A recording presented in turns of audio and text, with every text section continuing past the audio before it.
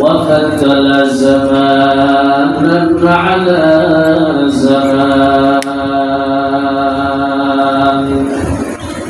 كما فضل مكانا على مكان وإنسانا على إنسان ونشهد أن لا إله إلا الله وحده لا شريك له ونشهد أن سيدنا وسندنا وحبيبنا ومولانا محمد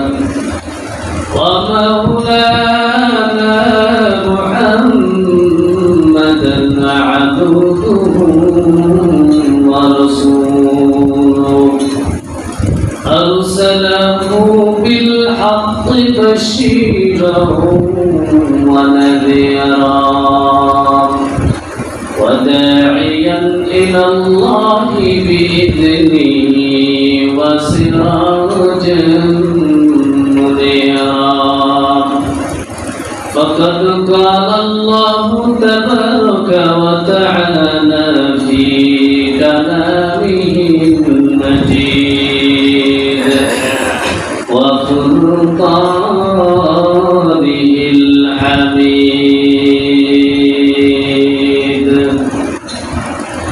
أعوذ بالله من الشيطان الرجيم بسم الله الرحمن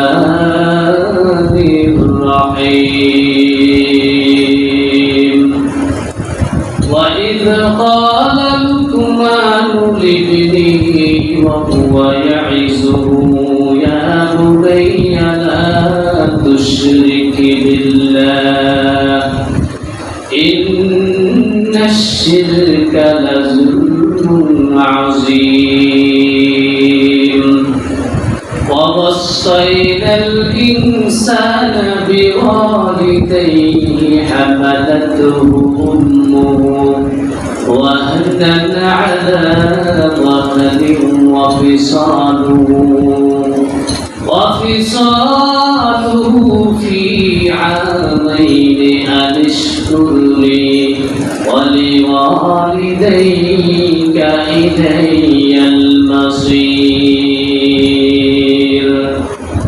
وقال النبي صلى الله عليه وسلم ما من ولد بر ينظر إلى والديه بكل نظرة حجة مبرورا أو كما قال عليه الصلاة والسلام وقال تعالى في شان حبيبه مخبرا وآمرا إن الله وملائكته يصلون على النبي يا أيها الذين آمنوا صلوا عليه وسلموا تسليما اللهم صل على محمد وعلى آل محمد كما صليت على إبراهيم وعلى آل إبراهيم إنك حميد مجيد اللهم بارك على محمد وعلى آل محمد كما باركت على إبراهيم وعلى آل إبراهيم إنك حميد مجيد بلغ العلا بكماله كشف الدجى بجماله حسنت جميع خصاله صلوا عليه وآله لا إله إلا الله لا إله إلا الله لا إله إلا الله সবাই সমান করে لا إله إلا الله لا إله إلا الله لا إله إلا الله لا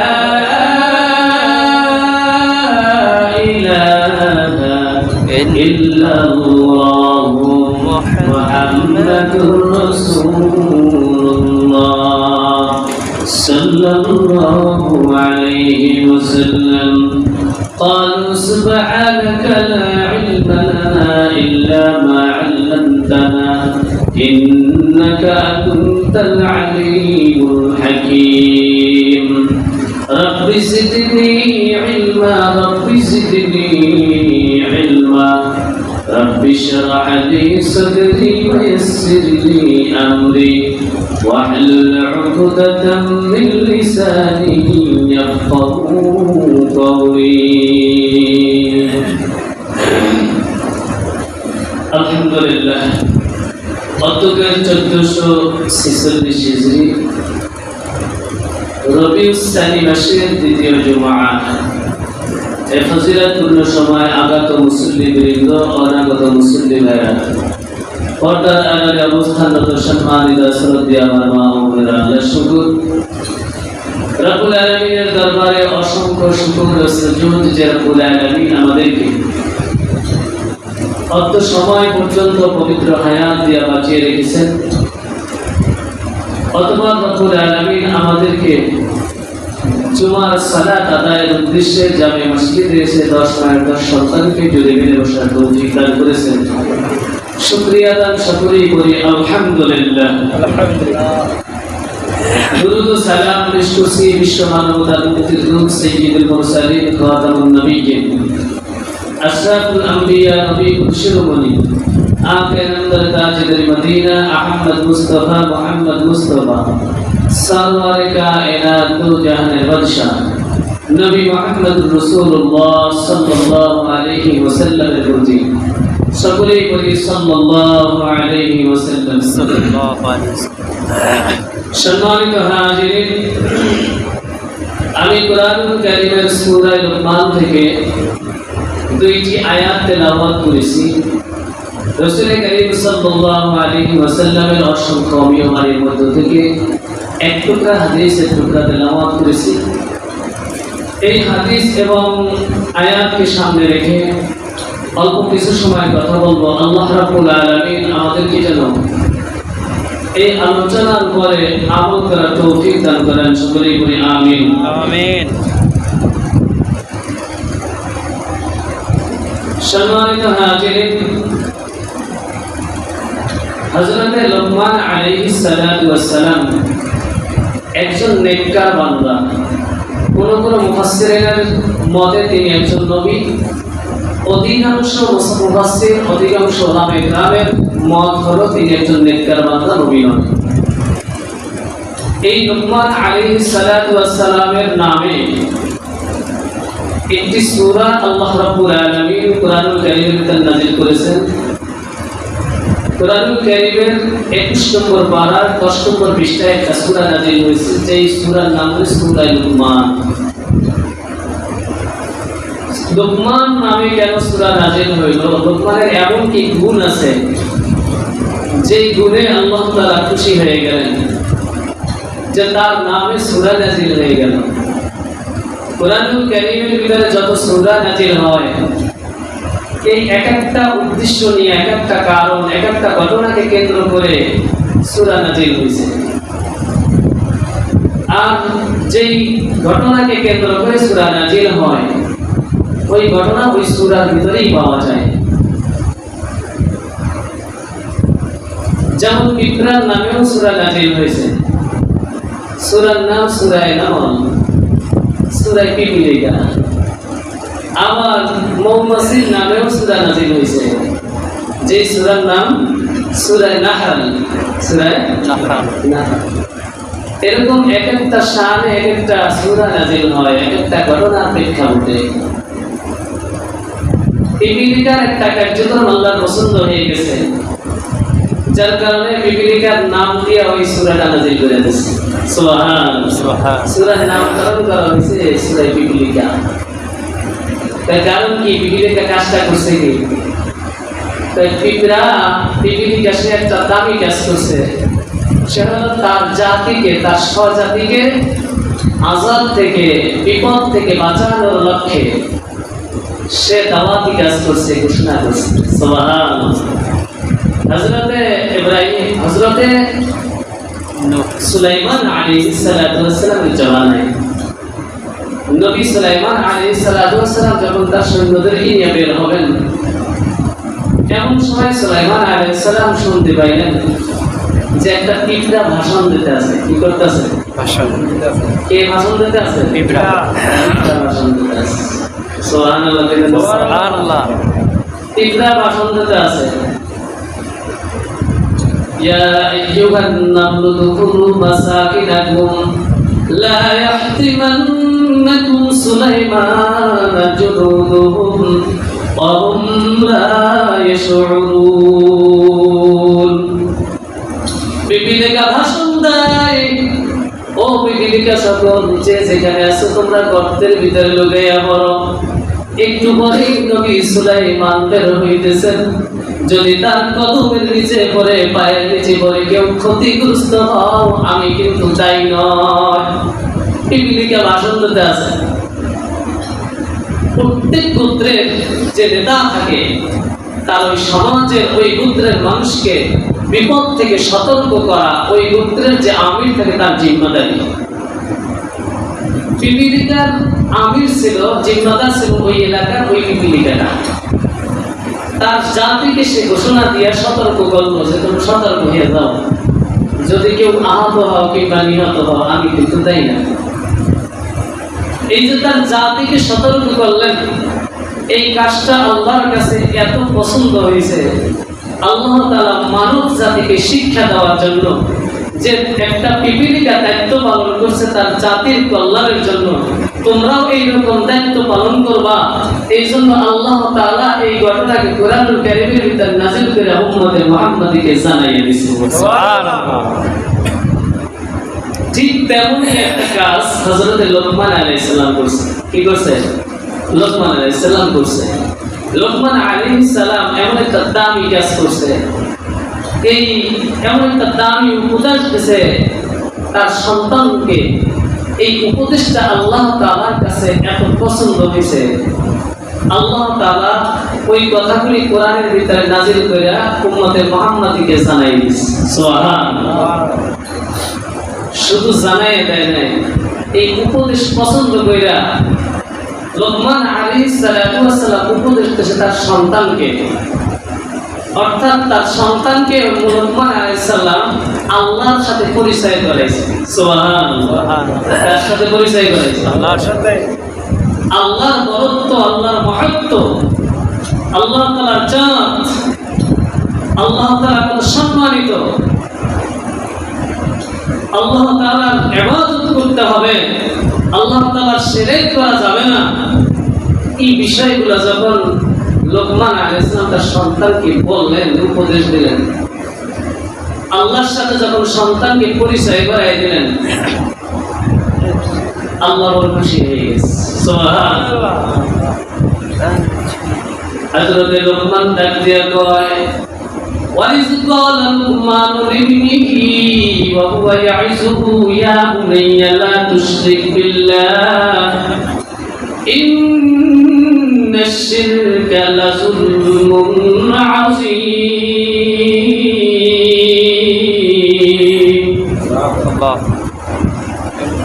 হযরত লোকমান যখন ডাক দিয়ে বলল, হে বৎস, হে পুত্র আমার, প্রিয় পুত্র আমার, তুমি আমার মালিক আল্লাহর সাথে শিরক করো না, আল্লাহ তাআলার সাথে কারো সাথে অংশীদারিত্ব করো না। কারণ শিরক হইল একটা বড় ধরনের জুলুম এবং বড় গুনাহ। আল্লাহ রাব্বুল আলামিনের সাথে শিরক করতে আল্লাহ নিষেধ করছেন। এই বাবা, যখন বান্দা মালিকের সাথে সন্তানের পরিচয় করে দেয়, আল্লাহ রাব্বুল আলামিন ওই বান্দার মর্যাদা বাড়াইয়া দেয়। সুবহানাল্লাহ। কেমন বাড়াইছে আল্লাহ রাব্বুল আলামিন? তার সম্মান কেমন ভাবে বাড়াইয়া দিছে। তার নামটা তো কোরআনে আল্লাহ নাযিল করছে, তার নামে একটা সূরা নাযিল করছে। শুধু তাই নয়, বাবা যখন সন্তানকে মালিকের সাথে পরিচয় করাইছে, মালিক তার বাবার মর্যাদা কোরআনে নাযিল করে দিয়েছে। মালিক চিন্তা করছে, তুই যখন আমার সাথে বান্দাকে পরিচয় করাইয়া দিছ, আমি মালিকের পয়সা থাকতে পারি না, তোর সম্মান আমি বাড়াই দিলাম, তোর সাথে তোর সন্তানের ভালোবাসা এবং মহাব্বতের তার লাগাই দিলাম। আমি তোর সাথে তোর সন্তান যেন তোকে সম্মান করে, ইজ্জত করে, এই জন্য তোর মর্যাদাও আমি কোরআনে এখন বর্ণনা করে দিলাম।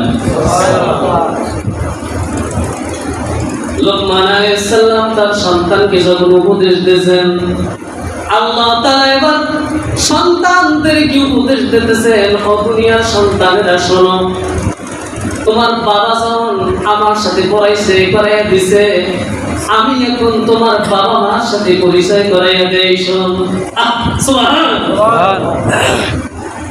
আল্লাহ তাআলা কেমন সিস্টেম করে দিছে। এই জন্য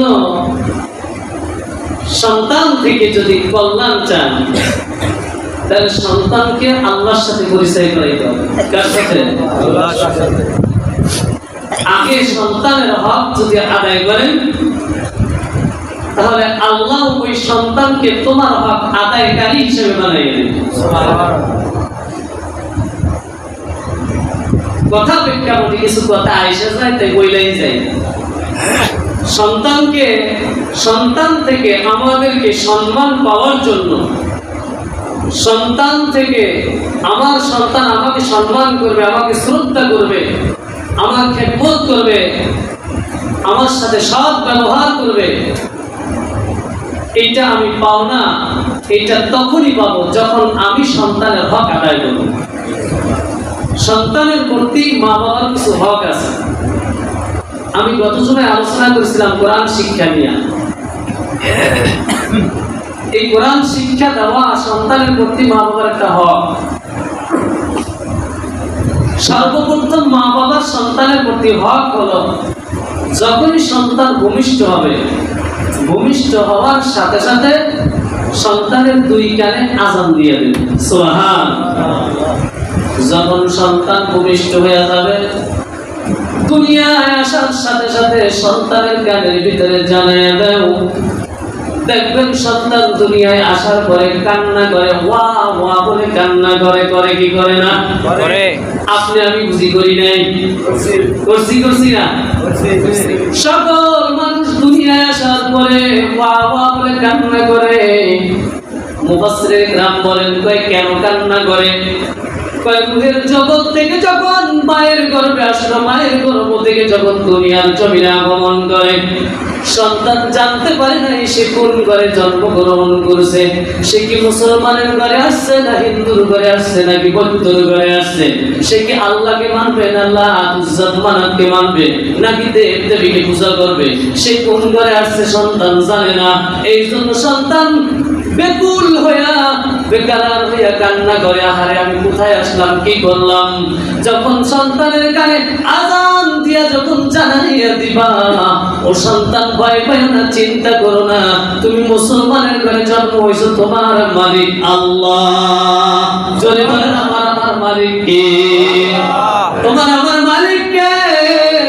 তুমি কানে আযান দিয়া জানাইয়া দাও, আল্লাহু আকবার, আল্লাহু আকবার, আশহাদু আল্লা ইলাহা ইল্লাল্লাহ। কানে আযান দিয়ে জানিয়ে দাও, রে সন্তান, তুমি চিন্তা করো না, তুমি বিধর্মীর ঘরে আসো নাই, তুমি তোমার মালিকের দয়ায় তুমি মুসলমানের ঘরে জন্ম হইছো। সুবহানাল্লাহ। তুমি যখন কানে আজান দিয়ে দিবা, আল্লাহর রহমতে তোমার বাচ্চার কান্না বন্ধ হয়ে যাবে।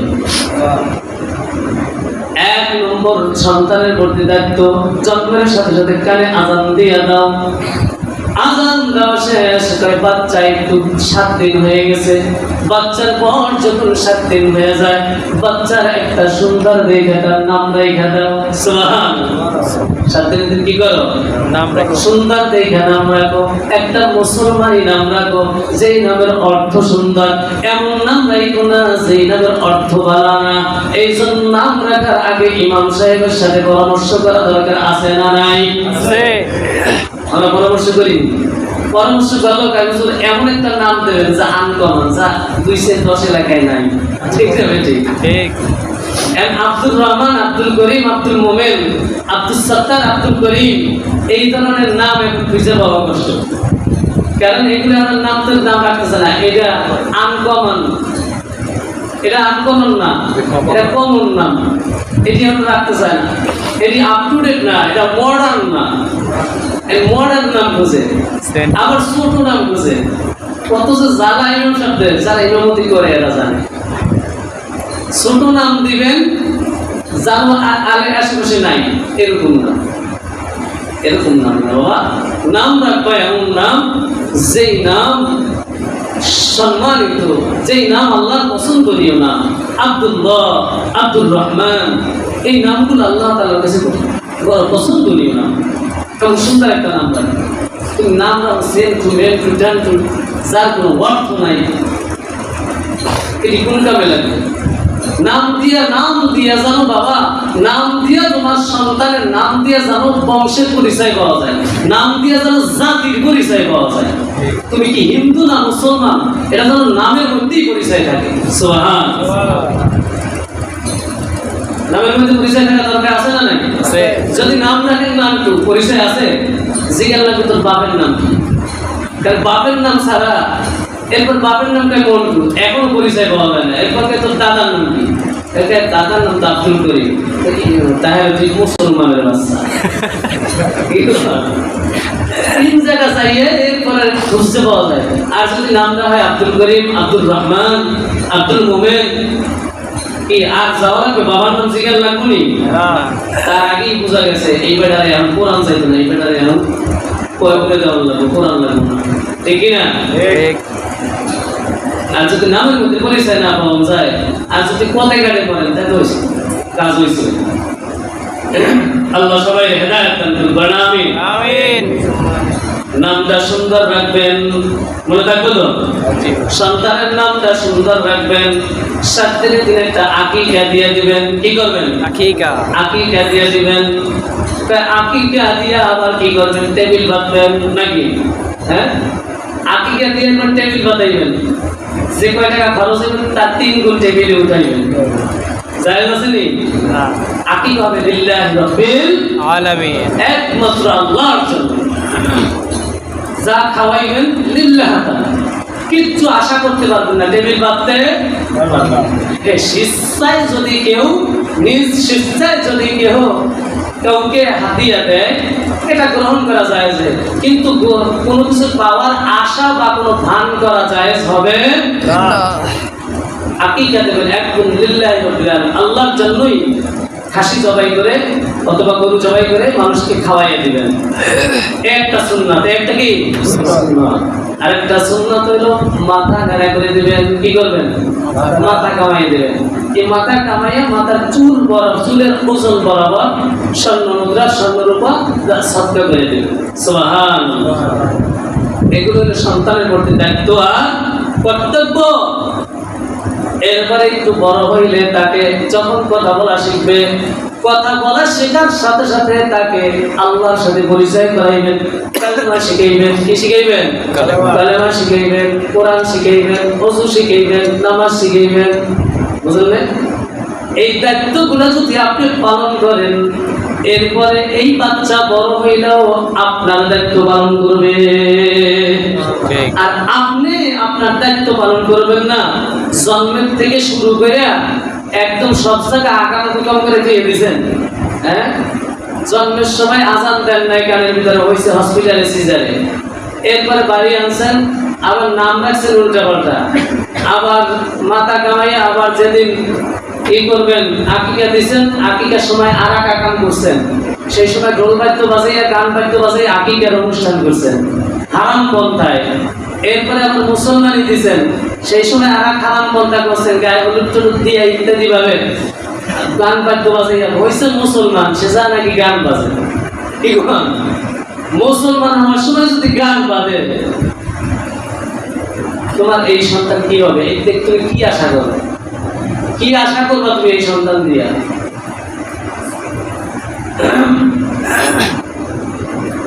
এরপরে বিবাহ, ইলমে দ্বীন শিক্ষা করবেন, করাইবেন, ইলমে দ্বীন শিক্ষা করে বিবাহ দিবেন। বিবাহের সময়ও আকাম কুকাম আছে না নাই? আছে। এই জায়গাও আকাম কুকাম আছে। এর একটা একটা ব্যাখ্যা করতে এক এক সময় লাগবে। এই ব্যাখ্যা করা সম্ভব না, একটু পরিশ্রম দিয়ে গেলাম, খালি হোমিওপ্যাথিক ডোজ বানাই দিলাম।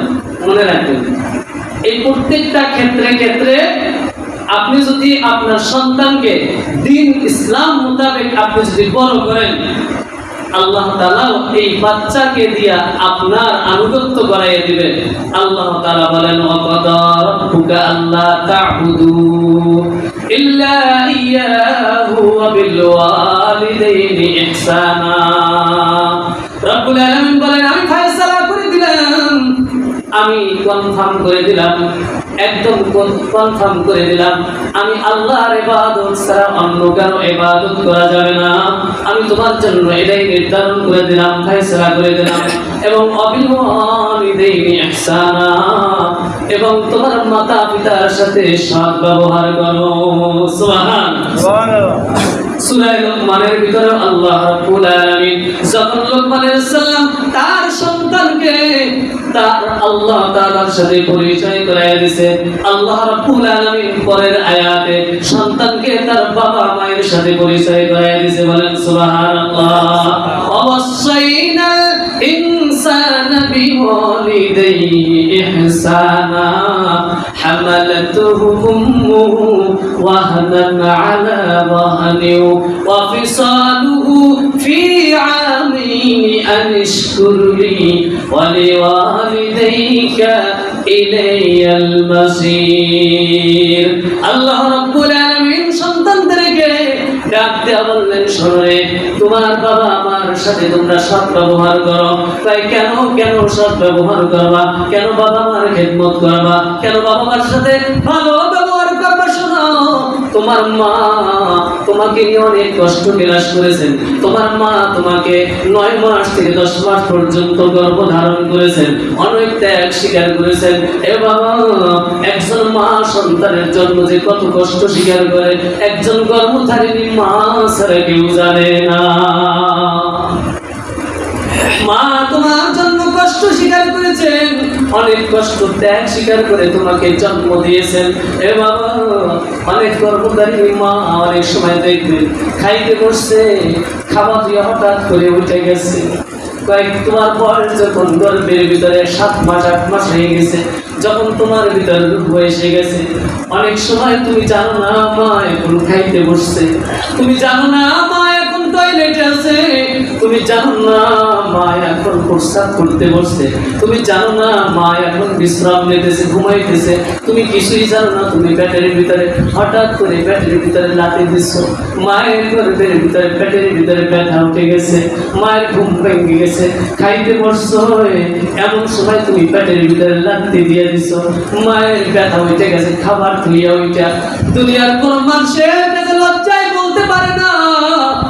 আরে বাবা, শ্বশুর বাড়িতে মা বোনরা থাকে, বাবারে শাশুড়ির কাছে বলতে পারে না মা আমার পেটের ভিতরে লাথি দিছে, খাবারের প্লেটটা ঠেলে দেয় না, আস্তে ওইটা যায় আবার বিছনায় শুয়ে বলে। দুনিয়ার কোনো মানুষের কাছে বলতে পারে না আবার সন্তান আমার পেটের ভিতরে লাথি দিছে, আমি সহ্য করতে পারি না। আল্লাহ রাব্বুল আলামিন জানাই দিলেন, বাচ্চারে শোন, ও দুনিয়ার মানুষ শোন, তোর মা তোকে বড় কষ্ট করে লালন পালন করছে, তোর মা তোকে 9 মাস পেটে ধারণ করে জন্ম দিয়েছে। এরপরে তুই যখন জন্ম হয়ে গেছ, জন্মের পর তুই অনেক বিরক্ত করেছ। তুই 2 বছর পর্যন্ত মায়ের দুধ পান করছো, 2 থেকে 2.5 বছর দুধ পান করেছো। শুধু দুধ পান করো নাই, তুই পায়খানা প্রস্রাব সব বিছানার উপরে করছো। তোর মা খাইতে বসছে, তুই ফ্যার করে পায়খানা করে দিছো। মা খাবার প্লেটটা রেখা আবার ওইটা চলে গেছে। তুই বিছানায় শুয়ে রইছো, পৌষ মাসের শীতের রাত, তুই ঘুমাইছো, মাও ঘুমান্ত। ঘুমের ভিতরে তুই পায়খানা করে দিছো, প্রস্রাব করে দিছো। পৌষ মাসের শীতের রাত, প্রস্রাবে তোর বিছানাটা ভিজে গেছে। মা তোকে দেখে বিছানার তোর পায়ের নিচে হাত দিয়ে দেখি, তোর পিঠের নিচে হাত দিয়ে দেখি বিছানাটা চুপচুপে ভিজে গেছে প্রস্রাবে। মা বিছানা পাল্টাইয়া রাত 2টার সময় আবার তোকে শুকনা বিছানায় শোয়া দিছে। আবার শুকনা বিছানা ঘন্টাখানেক পর আবার মা দেখে তোর বিছানাটা আবার ঘন্টাখানেক পর ভিজে গেছে। আবার পাল্টাইছে, 3-4 বার পাল্টানোর পরে দেখে আর শুকনা খাতা নাই, শুকনা কাপড় নাই। এবার কি করবে বাবা? আল্লাহ রাব্বুল আলামিন এই কথাগুলো স্মরণ করে দেয়, বান্দারে তোর মা এবার তোকে ভিজা জায়গায় রাখে না। এরপরে ভিজা জায়গা থেকে উঠাইয়া যখন শুকনা কাপড় নাই, তোর মা তোকে উঠাইয়া বুকের উপরে সারা দিয়ে ঘুমাইছে। তোর মা তোকে তবু শুকনা জায়গায় ভিজা জায়গায় রাখে না। আল্লাহ ডাক দিয়ে ওয়াসাইনাল ইনসান বিওয়ালিদাইহি হামালাতহু উম্মুহু ওয়াহনান আলা ওয়াহনিন ওয়া ফিসালুহু ফি আমাইনি আন ইশকুর লি ওয়া লিওয়ালিদাইকা ইলাইয়াল মাসির। এই মা বাবার সাথে কৃতজ্ঞতা জ্ঞাপন করো। এই জন্য আল্লাহ রাব্বুল আলামিন বলেন আন ইশকুর লি, আমি আল্লাহর কৃতজ্ঞতা জ্ঞাপন করো। ওয়া লিওয়ালিদাইকা, এবং মা বাবার কৃতজ্ঞতা জ্ঞাপন করো। বলেন সুবহানাল্লাহ। এ বাবা, যত জায়গায় আল্লাহ রাব্বুল আলামিন দেখবেন যে জায়গায় এই মা বাবার কথা আছে, সাথে সাথে আল্লাহ রাব্বুল আলামিন আল্লাহর ইবাদতের কথা আছে। আল্লাহ রাব্বুল সূরা বনী ইসরাঈলের ভিতরে আকাদা রাব্বুকা আল্লা তা'বুদু ইল্লা ইয়্যা ওয়া বিল ওয়ালিদাইনি ইহসানা, আল্লাহর ইবাদতের কথা বলছেন, সাথে সাথে আবার মা বাবার দাসত্বের কথাও বলছেন। আবার সূরা লোকমানের ভিতরে আনিশকুরলি, আমার কৃতজ্ঞতা জ্ঞাপন করো। ওয়ালিওয়ালিদাইকা, এবং মা বাবার কৃতজ্ঞতা জ্ঞাপন করো। যত জায়গায় বলছে আমার কৃতজ্ঞতা করো, আবার সেই জায়গায় মা বাবার কৃতজ্ঞতার কথা বলছেন। আল্লাহ বুঝাইতে চেয়েছেন যতদিন আমার ইবাদত চলবে ততদিন মা বাবার খেদমত চলবে। আমার ইবাদত চলবে মওত পর্যন্ত। তুই যতদিন বাইসা থাকো ততদিন আমি আল্লাহর ইবাদত করবি, আর যতদিন বাইসা থাকো ততদিন মা বাবার সাথে ব্যবহার করবি। আমার ইবাদত হায়াত যতদিন আছে ততদিন, মা বাবার কৃতজ্ঞতাও হায়াত যতদিন আছে ততদিন। বলেন সুবহানাল্লাহ। বলবেন মা বাবা কি চিরজীবন বাইসা থাকে? আমি যতদিন বাইসা থাকবো মা বাবা কি চিরজীবন বাইসা থাকবে? না বাবা, না। তুই যতদিন বাইসা থাকবি ততদিন মা বাবা নাও থাকতে পারে। যদি মারা যায় তারপর মা বাবার সাথে ভালো ব্যবহার করবি, বাইসা থাকলে তো ভালো ব্যবহার করবি, কওলান কারিমা, সম্মানজনক আচরণ করবি, বেয়াদবি করবি না, ধমক দিবি না, ধমক দিয়ে কথা বলবি না। যদি মরে যায় মা বাবা মারা যাওয়ার পরেও ভালো ব্যবহার করবি। কেমন করে? সন্তান যদি গুনাহের কাজ করে, এর কারণে মা বাবা কবরে কষ্ট পায়। গুনাহ না কইরা, নেকি কইরা সবরে সানি কইরা, ইসারে সব কইরা মা বাবার কবরে পৌঁছাইতে থাকবে। সুবহানাল্লাহ। সুবহানাল্লাহ। নেকি কইরা মা বাবার কবরে সবরে সানি পৌঁছাইতে থাকবে। এটা হবে মা বাবার সাথে সৎ ব্যবহার। আর তুমি যদি গুনাহ করো, এটা হবে মা বাবার সাথে বেয়াদবি। মরে গেলেও বেয়াদবি। মা বাবা মারা গেছে, তোমাকে লালন পালন করে বড় করছে, তুমি গুনাহ করে আকাম করার জন্য তোমাকে দিয়ে গেছে, তুমি গুনাহ করার জন্য দিয়ে গেছে। তুমি নেক করবা, এই নেক আমল মা বাবার আমল নামে পয়সা দেয়। বলে সুবহানাল্লাহ। বাবারে, আলোচনার সময় আসলে নাই। আপনারা আসতে অনেক দেরি করে বলান, সংক্ষেপে কথা কয়ে যায়। মা বাবার সাথে ভালো ব্যবহার করলে জান্নাত। মা বাবার সাথে ভালো ব্যবহার করলে কি জান্নাত? মা বাবার দিকে যদি আপনি সুনজরে তাকান, মহব্বতের নজরে তাকান। পয়গম্বর বলেন মা মিন ওয়ালাদিন বাররি ইয়ানজুরু ইলা ওয়ালিদাইহি বিকুল্লি নাজরাতিন হাজ্জাতান মাবরুহা। কোন বান্দা যদি তার মা বাবার দিকে নেক দৃষ্টিতে মহব্বতের দৃষ্টিতে তাকায়, একটা কবুল হজের সব তার আমলনামায় এসে যায়। সুবহানাল্লাহ। সাহাবায়ে কেরাম জিজ্ঞেস করে পয়গম্বর যদি বেশি টাকায়, আল্লাহর হাবিব বলেন বেশি না, শুধু 100 বার টাকাইলে 100টা কবুল হজের সবটা আমলনামায় হবে। সুবহানাল্লাহ। মা বাবার খেদমত করলে বান্দা ওলি হয়ে যায়। কি হয়ে যায়? ওলি হয়ে যায়। আর মা বাবার সাথে যদি বেয়াদবি করে ওই বান্দা কলমা নিয়ে মরা কঠিন হয়ে যায়। কলমা নিয়ে মরা কঠিন হয়। বাইরেল্লাহ দিলে মা বাবার সাথে যদি ভালো ব্যবহার করে তাহলে বান্দা আল্লাহর ওলি হয়ে যায়। কি হয়ে যায়? ওলি। আপনারা নাম শুনছেন বাইজিদ বুস্তামি রাহমাতুল্লাহর নাম শুনছেন? আমাদের বাংলাদেশেই তো নাকি? বাইজিদ বুস্তামির মাজার চট্টগ্রাম। এই বাইজিদ বুস্তামি কেন ওলি হয়েছে বলতে পারেন? হ্যাঁ, মায়ের খেদমত করে। কার খেদমত করে? মায়ের খেদমত। ওয়াজ করুনি, মায়ের খেদমতের কারণে রাসূলের সাথে সাক্ষাৎ করতে পারে নাই। সুবহানাল্লাহ। মায়ের খেদমত করছে। মা কবির রাসূলিতে মা পানি চাইছে বাইজিদের কাছে। বাইজিদ পানি আনতে গেছে, পানি না দেখে মা ঘুমিয়ে পড়ছে। এ বাবা, মা যখন ঘুমিয়ে পড়ছে বাইজিদ পানির গিলাস নিয়া মায়ের শিওরে দাঁড়ায় রয়েছে, ঘুমায় না। মা আবার কখন উঠে যাবে? মা যদি উঠে যায় মায়ের কষ্ট হবে, এই জন্য বাইজিদ ঘুমায় না, পানির গিলাস নিয়ে দাঁড়ায় আছে। সকালবেলা মায়ের ঘুম ভাঙছে, ঘুম থেকে ওইটা দেখে বাইজিদ পানির গিলাস নিয়ে থরথর করে কাঁপতেছে। ডাক দেওয়া বলে বাবা বাইজিদ কেন ঘুমাও নাই? কেন ঘুমাও নাই? কেন তুমি এইরকম পার্শ্বে দাঁড়িয়ে রয়েছো? বলে বা গভীর রাতে তুমি পানি চেয়েছিলা, কিন্তু পানি আইনা দেখি তুমি ঘুমায় গেছো। এখন তোমাকে যদি ডাক দেয় তোমার কষ্ট হবে মা, এই জন্য ডাক দেই নাই। তোমার আবার ঘুম ভাঙলে আমি পানিটা দিব। তুমি যদি ঘুমাইয়ে গেছো, আমি যদি ঘুমাইয়ে যাইতাম তাহলে তুমি আবার পানি চাইলে কেমনি পানি দিতাম? এই জন্য আমি সারা রাত দাঁড়িয়ে রয়েছি। হযরতে বাইজিদের মা সকালবেলা উঠিয়া এই কথা শুনিয়া ফজরের নামাজ আদায় করে দুইটা হাত মালিকের দরবারে উঠে দিয়েছে। ডাক দেওয়া বলে মালিক আজকে আমার ছোট্ট ভাইটি আমার জন্য যা কিছু করছে, আমার কলিজা ঠান্ডা হয়ে গেছে, আমি মা বড় খুশি হয়ে গেছি। ও মালিক আমি মা হয়ে তোমার কাছে দোয়া করি, আমি মা খুশি হয়ে গেছি, তুমিও আমার বাইজিদের উপর খুশি হয়ে যাও। মায়ের দোয়া লাও হে মুমিন, মায়ের দোয়া লাও, বিপদে পড়বে না তুমি যেথায় যখন যাও। মায়ের দোয়া লাও হে মুমিন, মায়ের দোয়া লাও, মায়ের দোয়া লাও হে মুমিন, মায়ের দোয়া লাও। একটি গিলাস পানির তরে বাইজিদের কোলে তুলে হাত তুলে মা বলেন বাইজিদকে ওলি বানাও, হাত তুলে মা বলেন বাইজিদকে ওলি বানাও। মায়ের দোয়া লাও হে মুমিন, মায়ের দোয়া লাও। মা বাবার সাথে ভালো ব্যবহার করা দরকার আছে না নাই?